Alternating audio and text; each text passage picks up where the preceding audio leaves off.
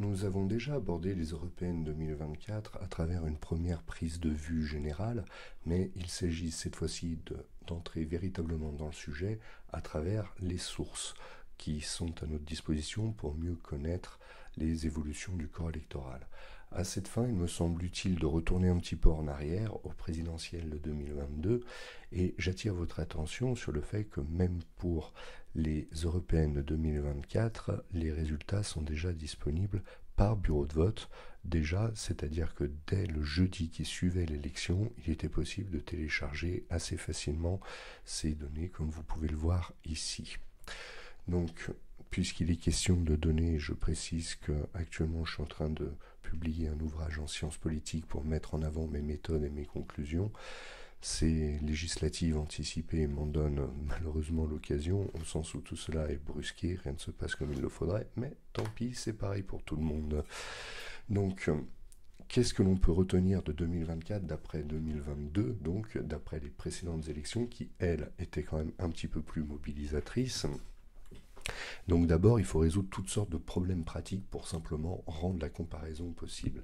Alors certains problèmes pratiques sont assez anecdotiques, par exemple les fautes de frappe. Alors ici, j'en ai fait apparaître une pour le troisième bureau de vote de Rouillac, en l'occurrence, qui était comptabilisé comme cinquième. Donc bon, c'est la seule faute de frappe de ce genre que j'ai référencée et archivée. Les autres, je les ai corrigées de manière assez spontanée. Au passage, j'attire les producteurs de données sur le fait que pour la commune de Mende-les-Fontaines, en l'occurrence, commune composée de Mende et de Fontcléraux, finalement nous avons un troisième bureau de vote qui représente le total. Autrement dit, dans la série de données, cette commune est comptée deux fois. Bon, ce n'est pas bien grave, 1427 électeurs pour 50 millions, ça passe un petit peu inaperçu. Alors, au niveau des problèmes fréquents pour établir la correspondance entre les lignes, certains bureaux de vote font apparaître des lettres et des encodages un peu particuliers, mais bon, cela se résout quand même assez bien. C'était le cas par exemple de Toulouse. Les vrais problèmes rencontrés ont surtout concerné la ville de Bordeaux.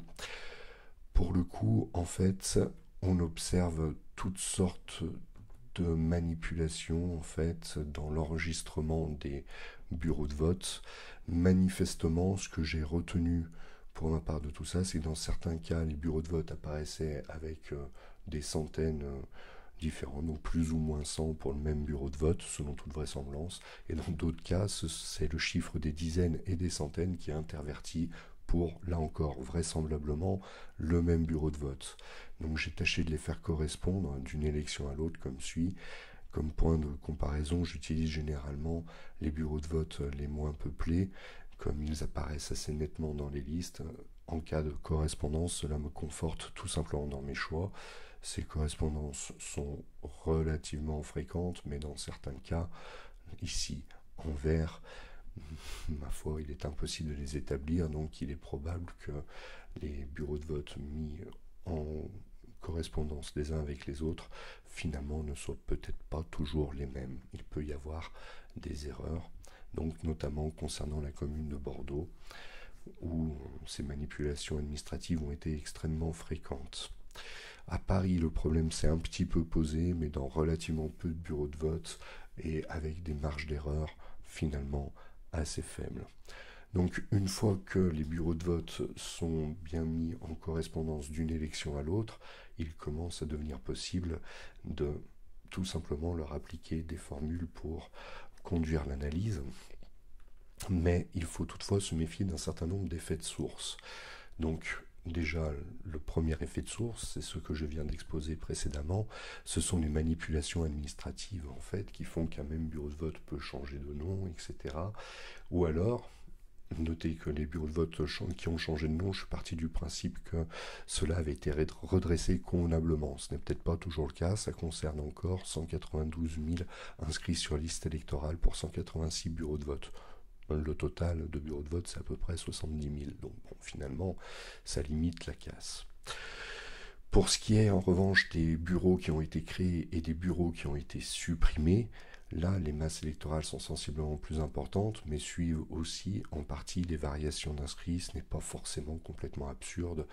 Donc, il n'empêche que à partir du moment où le but est de savoir si les électeurs de 2022 reconduisent ou ne reconduisent pas leur vote en 2024, cela implique des marges d'erreur. J'ai également pris en compte les bureaux où aucun vote n'était exprimé, parce que souvent, typiquement pour 2022, c'est le résultat d'annulation par le Conseil constitutionnel pour des vices de procédure. En 2024, je n'ai pas encore le motif de ces absences d'exprimer. Ça peut aussi être lié au manque de participation. Et soit dit en passant, dans 3 bureaux de vote, en l'occurrence aussi bien en 2022 qu'en 2024, aucun électeur ne s'est exprimé, cela notamment en Nouvelle-Calédonie. Allez savoir pourquoi. Donc si je considère cette fois-ci un petit peu mieux la carte, on constate que les risques d'erreur sont donc particulièrement importants en Gironde, également dans un certain nombre de départements de l'Ouest qui vont de la Charente-Maritime jusqu'à la Manche, ou encore dans les Alpes de Haute-Provence, en Saône-et-Loire. Bon, ce sont des départements donc où le risque d'erreur est plus important dès lors qu'on établit des correspondances entre 2022 et 2024. Cela pour de strictes raisons donc de référencement des bureaux de vote. J'ai également fait apparaître d'autres chiffres pour l'outre-mer, car le générateur de cartes est un petit peu inefficace. D'ailleurs, je m'excuse auprès des habitants du Lot qui ont été gommés pour une raison que j'ignore. Un jour c'est le Lot, un autre jour c'est un autre département. Je n'ai malheureusement pas le temps de rectifier tout ça. J'attire néanmoins votre attention sur donc la Nouvelle-Calédonie, où manifestement 10% du corps électoral est concerné par des problèmes donc de référencement des bureaux de vote, de suivi des bureaux de vote, et également en Polynésie française, c'est quand même 5% du corps électoral. En Guyane aussi, donc nous atteignons des marges d'erreur qui sont importantes dans ces territoires-là. Une autre dynamique, bien évidemment, complique le suivi des électeurs, ce sont les variations démographiques. Alors, certaines tout à fait naturelles, décès, ou alors acquisition de la majorité, etc. Il faut envisager aussi des déménagements, mais donc tous ces éléments-là peuvent perturber la mise en place donc d'un suivi d'une élection à l'autre à l'échelle des bureaux de vote. Et il faut là aussi relever que certains territoires sont plus concernés que d'autres. Ici d'ailleurs dans les formules, j'ai précisé si la tendance était plutôt à la baisse, comme c'est le cas pour les Alpes de Haute-Provence, ou alors à la hausse, comme c'est le cas une fois encore pour la Gironde, mais aussi pour la Seine-Saint-Denis, ou encore le Val-de-Marne. Alors, une fois cela dit, il faut aussi avoir présent à l'esprit, lorsqu'on analyse les résultats électoraux à l'échelle des départements, qu'il faut ensuite encore retomber sur les circonscriptions. Là, les cartes produites donc, ne le sont qu'au niveau des départements. J'espère avoir le temps de réaliser des simulations à l'échelle des circonscriptions. Ce n'est pas gagné, mais donc forcément, tant qu'on établit des rapports de force entre mouvances politiques à l'échelle du bureau de vote, du département ou de la nation, il faut voir que selon comment cela se territorialise, les conséquences, en fait, les anticipations des résultats sont totalement faussées. Par exemple, tout simplement, si à l'échelle nationale, le vote, typiquement pour le lepénisme, se concentre plus nettement dans la partie est du territoire, donc si ces votes sont mal répartis, sont concentrés dans quelques régions, quelques départements, cela limite les possibilités de progression. Inversement, j'ai déjà pu constater que le vote macroniste, en fait, à l'échelle communale, était presque de partout en France proche des 20% en 2022, et si une certaine uniformité se confirme, cela peut jouer en sa faveur. Enfin, si je considère pour la gauche le mouvement LFI, il a eu tendance à se replier entre 2017 et 2022 sur les banlieues. Si cette tendance-là devait se renforcer, cela pourrait l'handicaper. Dans le même temps, comme chacun le sait maintenant, la constitution d'un nouveau front populaire peut compenser assez avantageusement ce handicap initial. Donc pour toute simulation, projection, analyse, il faut aussi prendre en compte qu'il existe en France de nos jours dans le domaine politique d'importantes fragmentations, des cultures régionales assez différentes les unes des autres, Pourtant, la carte que je vous montre là ne le traduit pas vraiment, tout simplement parce que l'abstention a été tellement gigantesque un petit peu de partout que finalement cela a harmonisé les cultures politiques au regard des coefficients de corrélation que j'emploie à cette fin. C'est d'ailleurs de nouveau l'Indre-et-Loire qui ressort comme le territoire le plus proche des tendances nationales. Ça a souvent été le cas durant les décennies passées, mais ça ne l'était plus depuis, si ma mémoire est bonne, à peu près 2012. Mais bon, ça a confirmé. Donc nous retrouvons malgré tout typiquement dans une couleur assez claire, donc qui se différencie assez nettement des tendances nationales, les territoires lepénistes. Donc là encore, hein, dans le nord-est, ils ressortent bien, y compris en l'occurrence la Haute-Saône, qui est la plus claire, la plus basse ici.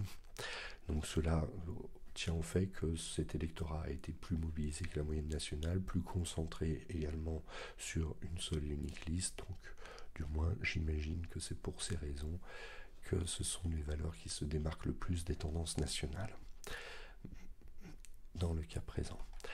Là encore, pour l'analyse, il faut aussi envisager un autre problème, c'est l'ensemble d'opposition en fait entre Paris et la province. Comme chacun le sait, Paris concentre tout à la fois les médias, les administrations, une bonne partie donc du paysage audiovisuel français. Lorsqu'il s'agit donc d'analyser les résultats électoraux, finalement, le prisme parisien joue beaucoup dans les conclusions tout simplement des observateurs. Et d'ailleurs, j'ai souvent pu constater pour ce qui touche aux instituts de sondage que leurs échantillons représentatifs parfois témoignaient d'inflexions parisiennes assez nettes, typiquement sur les questions du vote ruraliste, toujours sous-estimé dans les sondages parce que vraisemblablement les échantillons des sondeurs sont trop urbains au minimum, parisiens au maximum. Donc là, en l'occurrence, on a un petit aperçu des fragmentations territoriales d'après un territoire stratégique, Paris, qui pèse forcément dans les analyses qui sont actuellement conduites en vue des prochaines législatives. Mais nous poursuivrons ce travail à l'aide de sources complémentaires et de données travaillées de manière plus approfondie. Merci.